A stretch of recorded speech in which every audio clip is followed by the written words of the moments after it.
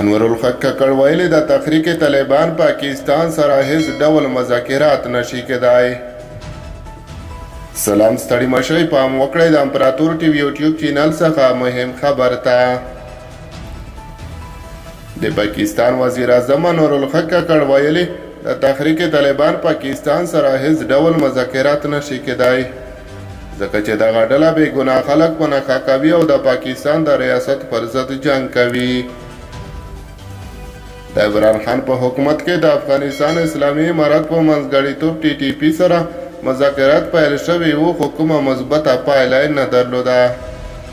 او په دغه مذاکراتو کې په پاکستان کې سیاسي ګوندونو د پی ډي ایم اتحادیې حکومت تورونه لګولي چې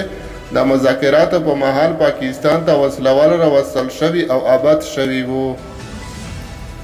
په دې وروستیو کې د پاکستان په بېلابېلو سیمو او په ځانګړي ډول په خیبر پښتونخوا او بلوچستان کې په امنیتي ځواکونو د بریدونو لړۍ چټکه شوې ده.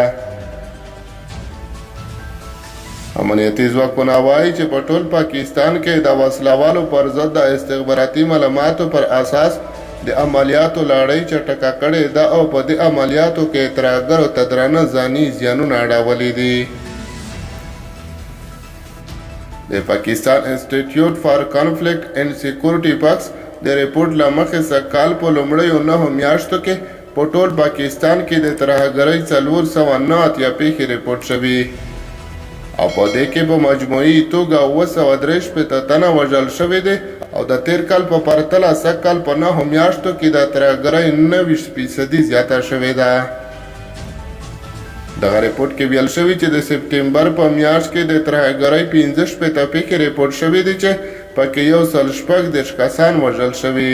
او د تیر اگست په میاشت کې هم 99 پیښې ثبت شوي دي. په ریپورټ کې ویل شوي دي چې د بلوچستان په مستونګ کې د شوي ترهګرۍ غټې پیښې له امله د سپټمبر په میاشت کې ځاني تاوان زیات شوی دی.